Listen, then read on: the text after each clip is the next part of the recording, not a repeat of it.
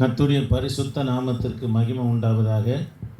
இந்த ஜெபத்தில் கிறிஸ்துவின் அதாவது மரணத்தில் சம்பந்தப்பட்டவர்களை குறித்து நாம் தியானித்து கொண்டு வருகிறோம். இன்றைக்கு 9வது நாள் உபவாச ஜெபம். இன்றைக்கு கிறிஸ்துவின் மரணத்தில் சம்பந்தப்பட்ட நிக்கோதேமை குறித்து நாம் தியானிக்க போகிறோம். யோவான் சுவிசேஷ புத்தகம் 19ஆம் அதிகாரம் 39-40 வாசிக்கலாமா? ஆரம்பத்தில் இந்த நிக்கோதேமை எந்த இடத்துல வரார்னா, யோவான் சுவிசேஷ புத்தகம் 3ஆம் அதிகாரம் 1-12 வரைக்கும் சொல்லப்பட்டிருக்கு. ஆரம்பத்தில் இரவில் யார் இடத்துல வரார்னா, இவருக்கு தேவனுடைய ராஜ்யத்தை குறித்து ஒரு கேள்வி இருந்தது. ஆகவே தான் கர்த்தர் இவர் வந்த உடனே திரும்ப தன்னிடத்தில் வரப்போகிறது இல்லை என்பதை கர்த்தர் அறிந்து இவருக்கு பிற்பாடு எப்போ வரார்னா, இயேசு கிறிஸ்து மரித்த பிற்பாடு தான் இவர் வரார். ஆரம்பத்தில் இரவில் இயேசுனிடத்தில் கேட்குறார். ஆண்டவர் நேரடியாக தேவனுடைய ராஜ்யத்தில் பிரவேசிக்க வேண்டிய வழியை குறித்து இவருக்கு பேசுகிறார். அதை குறித்து நம்ம பிற்பாடு பார்க்கலாம்.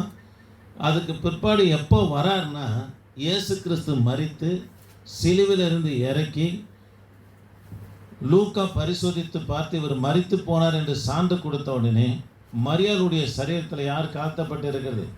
இயேசுவானவர் கலத்தப்பட்டு இருக்கிறார். தேவ பிள்ளைகளே, இவர் அதாவது 14 அடி நீளமும் 7 அடி அகலமும் 3 இன்ச்சு பருமனம் கொண்ட தூய அதாவது வெண்வஸ்திரத்தை கொண்டு இயேசு கிறிஸ்து மேலே நம்மளை போர்த்துகிறார். போர்த்தின உடனே லூக்கா தடுத்து இயேசுடைய வாய் திறந்திருந்தது. தலையோடு தாடியோடு சேர்த்து ஒரு வெள்ளை துணினால் அது பண்ண டாக்டராக இருக்கிற லூக்கா நம்மளை கட்டினார். தேவ பிள்ளைகளே, இங்கே 39ஆம் அதாவது யோவான் சுவிசேஷ புத்தகம் 19ஆம் அதிகாரம் 39ஆம் வசனத்தில் கவனிக்கலாம். இயேசுவினிடத்தில் வந்திருந்த நிக்கோதேமு என்பவன் வெள்ளைப்போலமும் கரியப்போலமும் கலந்து ஏறக்குறைய 100 ராத்தல் கொண்டு வந்தான். இந்த வெள்ளைப்போலம் கரியப்போலம் எதுக்காக கொண்டு வந்தார்னா, இந்த வெள்ளைப்போலத்தையும் கரியப்போலத்தையும் ஒன்றிணைக்கும் போது இந்த பசை இருக்குன்னு தெரியுங்களா? போஸ்ட்லாம் ஓட்டுறதுக்கு ஒரு பசை செய்வாங்கள்ல மைதா மாவில், அது போல் பசை மாதிரி ஆகிடும். அதை தலையிலேருந்து கால் வரைக்கும் பூசி இவர் கொண்டு வந்ததானே இந்த சீலை 40ஆம் வசனத்தில் நீங்கள் வாசித்து பாருங்கன்னா, வாசிங்களா? 40ஆம் வசனம். இயேசுவின் சரீரத்தை எடுத்து முறைமையின்படியே சீலையிலே சுற்றி கட்டினார்கள். அந்த சீலை யார் கொண்டு வந்தது? அந்த தூய வெண்வஸ்திரம் யார் கொண்டு வந்தது? மெல்லிய வஸ்திரம் யார் கொண்டு வந்தது? இந்த நிக்கோதேமு தான் கொண்டு வருகிறார். இதை பூசி கட்டுறாங்க. எதுக்காக அதை பூசுவாங்கன்னா, அந்த கரிய போலும் வெள்ளை போலும் அநேக நாள் வரைக்கும் தோலும் சரீரமும் கெடாமல் இருப்பதற்காக இதை யூதர்கள் முறைமையை செய்கிறபடியே இயேசுவை நம்ம அடக்கம் செய்தார்கள் என்று சொல்லி பார்க்கிறோம். ஆமென், அல்லேலூயா. தேவ பிள்ளைகளே, யூதர்களை மன்னிக்கணும். இயேசுவை எல்லா யூதரும் கொலை செய்யலை. எத்தனை யூதர்கள் இயேசுவை பின்பற்றினாங்க? சனகரிப் சங்கத்தில் இருக்கிற யூதர்கள் தான் இயேசுவை சிலுவையில் அறைவதற்கே காரணமாக இருந்தாங்க. அப்போஸ்தலர் நடபடி புஸ்தகம் 7ஆம் அதிகாரத்தில் ஸ்தேவான் கொலை செய்யப்பட்டாரே, அது யாரால? சனகரிப் சங்கத்தினால தான் அவனா கொலை செய்யப்பட்டார். ஆமென், அல்லேலூயா. சரி, இந்த நிக்கோதேமை குறித்து நம்ம ஒவ்வொன்றாக பார்க்கலாம். வாசிக்கலாமா? யோவான் சுவிசேஷ புத்தகம் 3ஆம் அதிகாரத்துக்கு வந்துடலாம். 3ஆம் அதிகாரத்துக்கு வந்துடலாம். பாருங்க, முதல்ல இவர் யூதருக்குள்ள 3 காரியங்கள் இவரை குறித்து சொல்லப்பட்டிருக்கு. முதலாவது, இவர் யாருன்னா அதிகாரி. ஆலயத்துக்கும் சரி சமுதாயத்திலும் சரி அதிகாரியாக காணப்பட்டார். சமுதாயத்தில் ஜனங்களிடத்தில் இருக்கிற பிரச்சனையை அன்போடு விசாரித்து தீர்க்கிற ஒரு அதிகாரியாக இருந்தார். அதிகாரி என்பவன் தேவ பிள்ளைகளை நல்ல நீல அங்கி தரித்தவனாய் ரோட்டில் போகும்போது தெருக்களில் போகும்போது எல்லாரும் தலை வணங்கி நம்மனை கனப்படுத்துவாங்க. இவர் யூதருக்குள்ள முதலாவது என்னவா இருந்தார்? அதிகாரி. ஆலயத்தில் நடக்கிற பிரச்சனையும் ஜனங்களுக்கு ஆலயத்தில் விசுவாசிகளுக்குள்ள இருக்கிற பிரச்சனையும் விசாரித்து தீர்க்கிறவரானவனாக இருந்தார். முதலாவது இவர் யார்? அதிகாரி. எங்கே அதிகாரியாக இருந்தார்? ஆலயத்திலே அதிகாரியாக இருந்தார். ஆலயத்தில் விசுவாசிகளுக்குள்ளே இருக்கிற பிரச்சனை தீர்க்கிற ஒரு அதிகாரியாக இருந்தார். சமுதாயத்திலையும் ஜனங்கள் மத்தியில் இருக்கிற பிரச்சனையை அன்போடு விசாரித்து தீர்க்கிற ஒரு அதிகாரியும் காணப்பட்டார். பாருங்க, இவர் யாருன்னா பரிசேயன் என்று சொல்லப்படுது. மூன்றாவது இவர் யாரு? பரிசேயன்.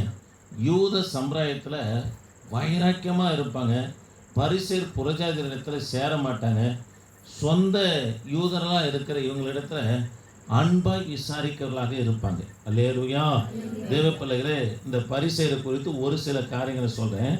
இந்த பரிசேயர் இவங்க பழைய ஏற்பாட்டை விசுவாசித்தாங்க. பிற்பாடு மேசியா வருவார் என்று நம்பினாங்க. ஆனால் இயேசு கிறிஸ்து மேசியா என்று பரிசேயர் ஏற்றுக்கொள்ள முடியல. இயேசு கிறிஸ்துவ கொலை செய்வதற்கு பரிசேயரும் ஒரு காரணம், நிக்கோதேமு இல்லை, பரிசேயரும் ஒரு காரணமாக இருந்தாங்க. இவர் யூதருக்குள்ள என்னவா இருந்தார்? முதல்ல அதிகாரி. ரெண்டாவது யாருன்னா பரிசேயன் என்று சொல்லப்படுகிறார். தேவ பிள்ளைகளை, இந்த பரிசேயர் பழைய ஏற்பாட்டை விசுவாசிப்பாங்க. மேசியா வருவார் என்று நம்பினாங்க. ஆனாலும் இயேசு மேசியா என்று சில பரிசேயரால் ஏற்றுக்கொள்ள முடியல. காரணம் என்னன்னா, இவர் ஓய்வு நாள் பிரமாணத்தை மீறுகிறாரு. நீங்கள் மார்க்கு சுவிசேஷ புத்தகம் 6ஆம் அதிகாரத்தில் ஓய்வு நாளில் ஒரு சூம்பின கை உடையவனுக்கு கர்த்தர் சுகம் கொடுக்கிறார். இது போல் பல இடத்துல ஓய்வு நாள் பிரமாணத்தை இவர் மீறுகிறாரே என்று சொல்லி இவர் மேலே பரிசேயர் என்ன பண்ணால் எரிச்சலாகி இவர் மேசியா இருக்க முடியாது என்ற தீர்மானத்துக்கே வராங்க. ரெண்டாவதாக இவர் பாவிகளோடு சாப்பிடுகிறார். தேவ பிள்ளைகளை, இந்த பரிசேயர் யாரோடு சேர மாட்டாங்க? புறஜாதிகளோடு சேர மாட்டாங்க. பரிசுத்தம் பரிசுத்தம் பரிசுத்தம்னுவாங்க. ஆனால் இவர் பாவிகளோடு சாப்பிட்டார். பிற்பாடு பரிசேயர் இவர் என்ன பண்ணால், தேவ பிள்ளைகளை, இவரை ஏற்றுக்கொள்ள முடியல. ஏன் என்று சொன்னால், பரிசேயருக்குள்ள ஒரு சில வாய் பிரமாணங்களும் இருந்தது. அதை யார் எதிர்த்தார்னா, இயேசு கிறிஸ்து எதிர்த்தவராக இருந்தார். என்ன வாய் பிரமாணம்னா, கையை கைவிட்டு தான் சாப்பிட்ணும் சொல்லியிருக்கிறேன் இல்லையா? மார்க்கு சுவிசேஷ புத்தகம் 7ஆம் அதிகாரத்தில் உங்களுடைய சீஷர்கள் கையை கழுவாமல் சாப்பிட்றாங்க. அதுக்கு ஒரு பிரமாணத்தை வச்சுருந்தாங்க.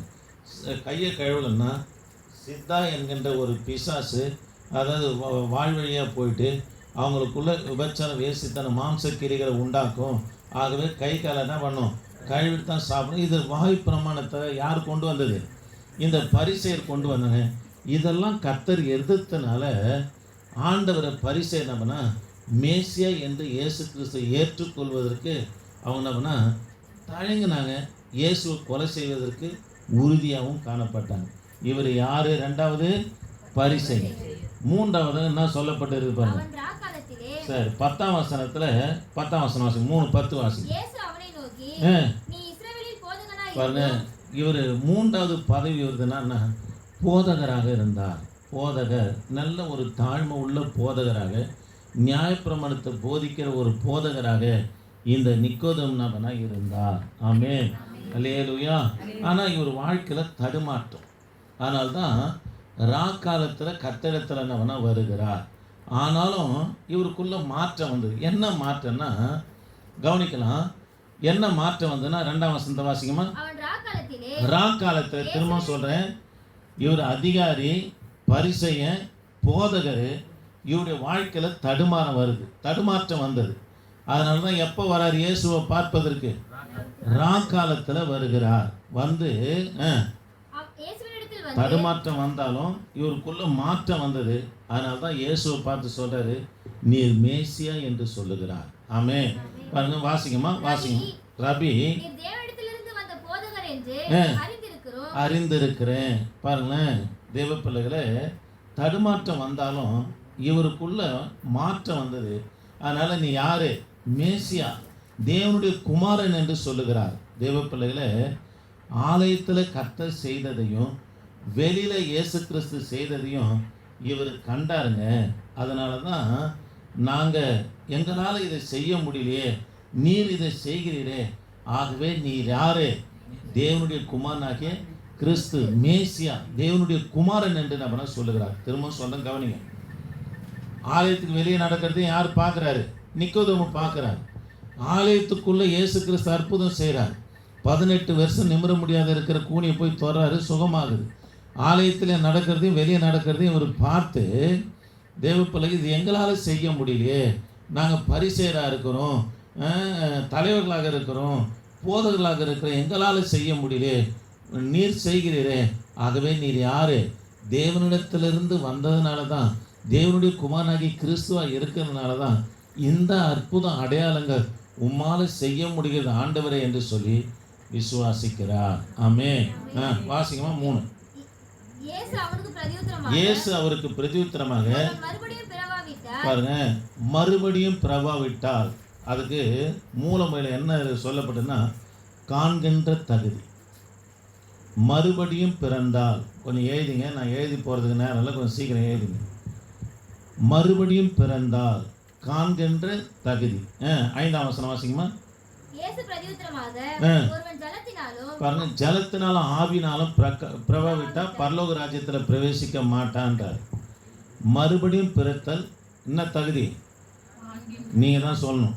காண்கின்ற தகுதி. ஜலத்தில் ஆவியில் பிறப்பதை குறித்து பேசுகிறார். இது பிரவேசிக்கிற தகுதி. தேவ பிள்ளைகளை காண்கின்ற பிரவேசிக்கிற வார்த்தை இவரை தொட்டது. யாரை தொட்டது? நிக்கோதேமுவை தொட்டது. காண்கின்ற பிரவேசிக்கிற வார்த்தை நிக்கோதேமுவை தொட்டது. ஏன் தொட்டது தெரியுமா? தேவ பிள்ளைகளை மோசே கானானை பார்த்தார், அதுக்குள்ளே என்ன பண்ண முடியல, பிரவேசிக்க முடியல. ஆகவே இந்த வார்த்தை தொட்டது தேவ பிள்ளைகளை. இப்போ 5ஆம் வசனத்தை வாசிக்கலாம். இயேசு பிரதியுத்தரமாக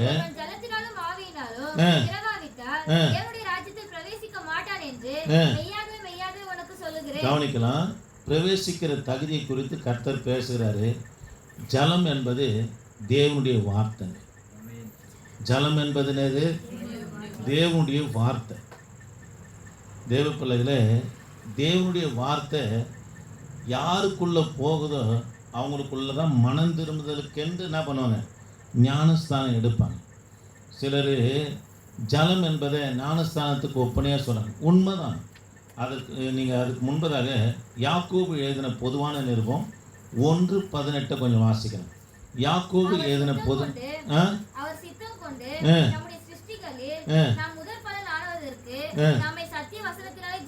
பாருங்க, சத்திய வசனத்தினால ஜெனிப்பித்தார். தேவ பிள்ளைகளே, ரகசிய வருகளை பிரவேசிக்கிற தகுதியை குறித்து யாக்கோபு தமது நிருபத்தில் சொல்கிறாரு. சத்திய வசனத்தினால நம்ம ஜெனிப்பிக்கப்படணும், வார்த்தைனால பிறக்கணும்னு சொல்கிறார். வார்த்தை என்பது கர்த்தருடைய வார்த்தை நமக்குள்ளே பிரவேசிக்கும் போது மனம் திரும்புதல் உண்டாகும். அதனால் என்ன எடுக்கிறோம்? ஜலத்தினால ஞானஸ்தானம் எடுக்கிறோம். இதை தான் சொல்கிறாரு. ஒருவன் ஜலத்தினாலும், பாருங்க, வார்த்தைக்கும் ஜலத்திற்கும் ஒரே காரியம்தான். அதாவது ஒரே வார்த்தைனால, வார்த்தை கர்த்தருடைய வார்த்தை நமக்குள்ளே போகும்போது மனம் திரும்புதல் உண்டானோடனே என்ன எடுக்கணும்? ஞானஸ்தானம் எடுக்கணும். ஜலத்திற்கும் வார்த்தைக்கும் பவுல் ஒரு வித்தியாசம் காண்பிக்கிறார். பாருங்க, எபேசியருக்கு எழுதின நிருபம், கொஞ்சம் வேகமாக இருக்கலாம். எபேசியருக்கு எழுதின நிருபம் 5ஆம் அதிகாரம் 26ஆம் வசனம். எபேசியருக்கு எழுதின நிருபம் 5ஆம் அதிகாரம் 26ஆம் வசனத்தை கொஞ்சம் வாசிக்கலாம். 26. திருவசனத்தை கொண்டு தண்ணீர் முழுக்கினால சுத்திகரித்து, பாருங்க, தண்ணீர் முழுக்கினால சுத்திகரித்து கரைத்திரை அற்ற மாசற்ற மனவாட்டியாக கிறிஸ்துவுக்கு முன்பாக என்ன பண்ணான்? நிற்கிறது என்று சொல்லி பார்க்கிறோம். ஆக எனக்கு அன்பான கர்த்தருடைய பிள்ளைகளே, அதாவது ஜலம் என்பது தேவனுடைய வார்த்தை. தேவனுடைய வார்த்தை ஒருவனுக்குள்ளே வரும்போது அவங்க ஜலத்தினால் என்ன பண்ணால் மனம் திரும்புதலுக்கென்று ஞானஸ்தானம் எடுப்பாங்க. தேவ பிள்ளைகளே, நீங்கள் வேதத்தில் வாசித்து பார்ப்பேன்னா, அப்போஸ்தலர் நடபடி புஸ்தகத்தில் 3 பேருடைய மனம் திரும்புதலை குறித்து சொல்லப்படுது. இந்த 3 பேரும் கர்த்தருடைய வார்த்தையினால தான் தொடப்பட்டு ஞானஸ்தானம் எடுத்தாங்க. 3 பேருடைய மனம் திரும்புதலை குறித்து சொல்லப்படுது. அப்போஸ்தலர் 8ஆம் அதிகாரத்தில் கந்தேக மந்திருடைய மனம் திரும்புதலை குறித்து சொல்லப்படுது. பிலிப்பு அவருக்கு கர்த்தருடைய வார்த்தையை போதிக்கிறார். தொடப்பட்டவனே, இதோ தண்ணீர் இருக்கிறது, ஞானஸ்தானம் எடுக்க தடை என்ன என்று சொல்லி ரதத்தை நிறுத்தி தண்ணீரில் உடனே ஞானஸ்தானம் எடுக்கிறத பார்க்குறோம். தேவ பிள்ளைகள் அப்போஸ்தலர் நடபடி புஸ்தகம் 9ஆம் அதிகாரத்தில் பவுலுடைய மனம் திரும்புதலை குறித்து சொல்கிறார். கர்த்தர் ஆண்டவர் சொல்கிறார், நீ முள்ளில் உதைக்கிறது உனக்கு கடினம் சொன்னோடனே கர்த்தருடைய வார்த்தை தொடப்பட்ட உடனே சொல்கிறாரு, கர்த்தாவே நீங்கள் என்ன செய்ய சித்தமாக இருக்கிறேன் சொல்லும் அடியேன் செய்கிறேன்றார். அதே 10ஆம் அப்போஸ்தலர் நடபடி புஸ்தகம் 10ஆம் அதிகாரத்தில் கொர்நேலியும் தேவனுடைய வார்த்தையினால் தொடப்பட்டார். பேதுரு போய் பிரசங்கம் பண்ணார், வார்த்தை தொடப்படுது. கொர்நேலி குடும்பமே ஞானஸ்தானம் எடுக்கிறத பார்க்கணும். தேவ பிள்ளைகளை கர்த்தருடைய ராஜ்யத்தில் பிரவேசிக்க பாருங்க, வார்த்தை தொடப்பட்ட உடனே நமக்குள்ள மாற்றம் வந்த உடனே ஞானஸ்தானம் எடுத்தால் தான் எங்கே போக முடியும்? பரலோக ராஜ்யத்தில் நம்மனா போக முடியும். அல்லேலூயா. அப்படியே வாசிக்குமா? அதை விட்டுங்கம்மா, இப்படி வந்துருக்கு. யோவான் சுவிசேஷ புத்தகம் 5ஆம் அதிகாரத்துக்கு வந்துடலாமா? ஆவி 5ஆம் அதிகாரம் 3ஆம் அதிகாரம் 5ஆம் வசனத்தை வாசிக்கலாம். இயேசு பிரதித்திரமாக பிரபாவிட்டார் தேவனுடைய ராஜ்யத்தில் பிரவேசிக்க மாட்டான் என்று பாருங்க. இந்த ஆவி என்பது ஆவியானவரை குறிக்குதுங்க. அபிஷேகம் பெறணும். அபிஷேகம் பெற்றவன் காற்றை போல இருப்பான். காற்று எந்த திசையிலேருந்து வீசுதுன்னு நிதானிக்கவே முடியாது. அதே போல் அபிஷேகம் பெற்றவன் எப்போ எந்த காரியத்தை கர்த்தருக்காக எடுத்து செய்வாங்க நிதானிக்கவே முடியாதுங்க. தேவ பிள்ளைகளே, நம்ம பரலோக ராஜ்யத்தில் பிரவேசிக்கணும்னா ஒன்று வார்த்தையாக இயேசு கிறிஸ்துடைய வார்த்தையினால் தொடப்பட்டு ஜலத்தினால் என்ன பண்ணணும்? ஞானஸ்தானம் எடுக்கணும். பிற்பாடு பரிசுத்த ஆவியினுடைய அபிஷேகத்தை நம்மனா கர்த்தருடைய பிள்ளைங்க பெறணும். அல்லேலூயா. தேவ பிள்ளைகளே, இயேசு கிறிஸ்து இந்த 3 காரியத்திலும் பிறந்தார். ஜலம் என்பது ஞானஸ்தானம், ரத்தம் என்பது கன்னி பிறப்பு. இவர் இயேசு கிறிஸ்து அவர் இடத்துல பேசுகிறார், நீ மறுபடியும் பிறக்கணும்னு சொன்னோடனே அந்த நிக்கோதேமு கேட்குறார், ஐயா நான் வயதானவனாக இருக்கிறேன், நான் திரும்ப என் தாயின் கருவில் பிரவேசித்து பிறக்க வேண்டுமா என்று கேட்குறார். தேவ பிள்ளைகளே பாருங்க, ஜலம் என்பது ஞானஸ்தானம், ரத்தம் என்பது இயேசு கிறிஸ்துக்கு 3 காரியம் வருது பாருங்க. ஜலம் என்பது ஞானஸ்தானம், இது யோர்தான் நதியில் எடுக்கிறாரு.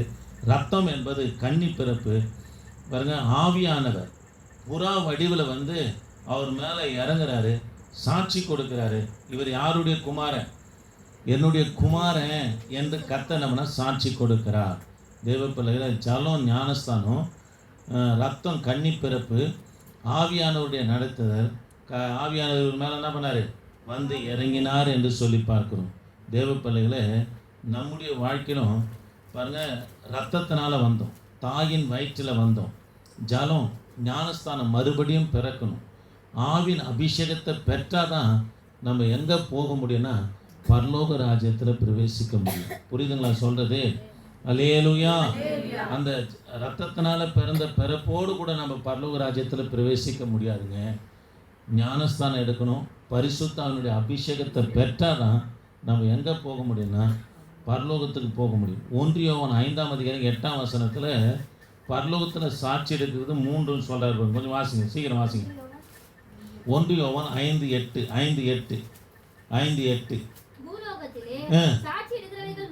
பாருங்க. பூலோகத்தில் சாட்சி எடுக்கிறது 3: ஆவி, ஜலம், ரத்தம். பாருங்க, ஆவி என்பது பரிசுத்தாவின் அபிஷேகம், ஜலம் என்பது ஞானஸ்தானம், ரத்தம் என்பது தாயினுடைய பிறப்பு.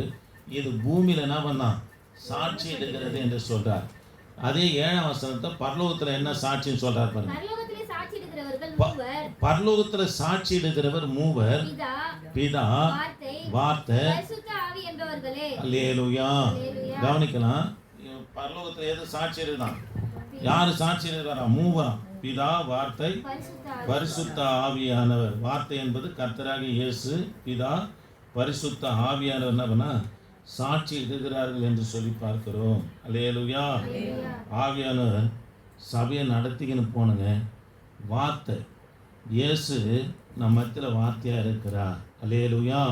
சரி, கவனிக்கலாம். நிக்கோதேமுக்கு ஆண்டவர் பேசிக்கினே வரார், ஒன்றுமே புரியல. ஆவி என்பது அபிஷேகம், ஜலம் என்பது ஞானஸ்தானம், ரத்தம் என்பது தாயினுடைய பிறப்பு, தாய் வயிற்றிலிருந்து பிறக்கிறதுன்னு சொன்னது இது அவருக்கு தடுமாற்றமாகவே இருக்குது. அதனால் 12ஆம் வசனத்தில் என்ன சொல்கிறார் பாருங்க. பூமிக்கு அடுத்த காரியங்களை நான் உங்களுக்கு சொல்லியும் நீங்க விசுவாசிக்கவில்லையே. பரம காரியங்களை உனக்கு சொல்வேனானால் எப்படி விசுவாசிப்பீர்கள்? பாருங்க, பூமிக்குரிய காரியத்தை உனக்கு சொல்ல, திரும்ப வாசிக்குமா? பூமிக்கு அடுத்த காரியங்களை நான் உங்களுக்கு சொல்லியும் நீங்கள் விசுவாசிக்கவில்லையே. பரம காரியங்களை உங்களுக்கு சொல்வேனானால் எப்படி விசுவாசிப்பீர்கள்? அல்லேலூயா. பூமிக்குரிய காரியமும் உனக்கு புரியலப்பா, பரலோக காரியம் உனக்கு எப்படி புரிய போகுது என்று சொல்லி நிக்கோதேமுக்கு. எதனால ராத்திரியில் வராருன்னா, அதாவது பரிசேயருக்கு பயப்படுறாரு. சில பரிசேயர் யாரை எதிர்க்கிறாங்க? இயேசுவை எதிர்க்கிறாங்க. ஆரம்பத்தில் இரவில் வராரு, வந்து ஆண்டோடத்தில் வந்தோடனே திரும்ப இவர் வரமாட்டாருன்னு தெரியும். ஆகவே நேரடியாக எதை குறித்து பேசுகிறாரு? தேவனுடைய ராஜ்யத்தை குறித்து ஒரு இடத்துல பேசுகிறார்.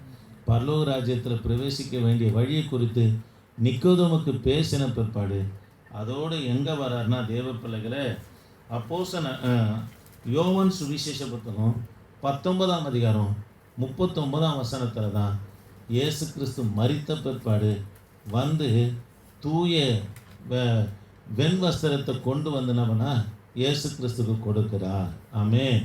அல்லேலூயா. அதனால் தேவ பிள்ளைகளை, இன்றைக்கு கிறிஸ்துவுடைய மரணத்தில் சம்பந்தப்பட்ட நிக்கோதேமை குறித்து பார்த்துருக்கிறோம். நமக்கு வந்து 2 பிறப்பு இருக்குது. தாயின் பிறப்பு, ரத்தத்தினால் பிறந்திருக்கிறோம். கிறிஸ்துக்குள்ளே வந்தோடனே வார்த்தையாகிய ஞானஸ்தானத்தினால் என்ன பண்ண பிறக்கணும்? ஜலத்தினால் பிறக்கணும். 3வது எதனால் பிறக்கணும்? ஆவினால் பிறக்கணும். கர்த்தருடைய வார்த்தையினால், அபிஷேகத்தினால் பிறக்கணும்.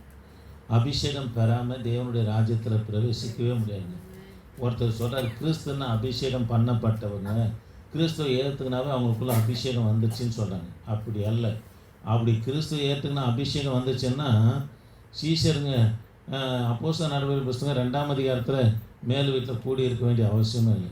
நீங்கள் போய் எருசலேமில் போய் காத்திருங்கன்னு சொல்லி இயேசு கிறிஸ்து சொல்ல வேண்டிய அவசியமே இல்லை. பிதாவினால் வாக்குத்தத்தம் பண்ணப்பட்ட பரிசுத்த ஆவிய அபிஷேகத்தை பெறுவதற்கு நீங்கள் போய் காத்திருங்கன்னா காத்திருந்தாங்க. அப்போஸ்தலர் 2ஆம் அதிகாரத்தில் பரிசுத்த ஆவியான ஊற்றப்பட்டார். 120 பேர் என்ன பண்ணாங்க? அபிஷேகம் பெற்றாங்க. தேவ பிள்ளைகளை, நீங்கள் அபிஷேகம் பெற்றீங்கன்னா மாம்சத்துக்குரியவன் பூமிக்குரிய காரியங்களை தாங்க சிந்திப்பாங்க. பாருங்கள், விபச்சாரம், வேசித்தனம், களவு, திருட்டு, இதெல்லாம் மாம்சத்தினுக்குரிய காரியம். இதை தான் சிந்திப்பான். இதே ஆவியானவரால் நடத்தப்படுகிறனா, பரிசுத்த ஆவியானவர் உமக்குள்ளே அதாவது பிரவேசிப்பாரனா, பரலோகத்து காரியத்தை குறித்து நீ சிந்திப்பாங்க. என்ன செய்யலாம்? கர்த்தர் நம்ம மேலே என்ன திட்டம் வச்சிருக்கிறார், என்ன செய்ய போகிறார், அவர் இவ்வளோ காரியத்தை நமக்கு கற்றுக் கொடுத்துருக்கார், இவ்வளோ ஊழியத்தின் வாசல்கள் நமக்கு திறந்துருக்கிறாரு. அவருக்கு எப்படி நான் ஜீவிக்க போகிறேன், எப்படி அவருக்கு பிரியமாக இருக்க போகிறேன், அவர் என்னிடத்தில் கொடுத்துருக்கிற காரியத்தை எப்படி நிறைவேற்ற போகிறேன்னு சொல்லி ஆவிக்குரிய சிந்தை இருக்கும். பூமிக்குரியவர்களாக இருப்பீங்கன்னா இந்த பன்னாட வாழ்க்கை தான் இருக்கும். இங்கே இருந்து இப்படியே போயிட வேண்டியது தான். நம்ம எந்த வாழ்க்கை இருக்கணும்? பரலோகத்துக்குரிய வாழ்க்கை இருக்கணும். அல்லேலூயா, அல்லேலூயா. சரி, கண்களை மூடலாமா? கண்களை மூடலாமா? ஆண்டவரே, நாங்கள் உம்மை துதிக்கிறையா. மரபாலா ஷபரபா. ஆவினாலையும் பிறக்கணும், ஜலத்தினாலையும் பிறக்கணுங்க. கண்களை மூடி கர்த்தரை நோக்கி பார்க்கலாமா? இயேசுவின் ரத்தம் செய், இயேசுவின் ரத்தம் செய், இயேசுவின் ரத்தம் செய், இயேசுவின் ரத்தம் செய். கிருபையின் தேவனே, நாங்கள் உம்மை துதிக்கிறோம். இந்த வார்த்தை கேட்ட ஒவ்வொரு பிள்ளைகளுக்காக ஸ்தோத்திரம். வந்த பிள்ளைகளை ஆசீர்வதி.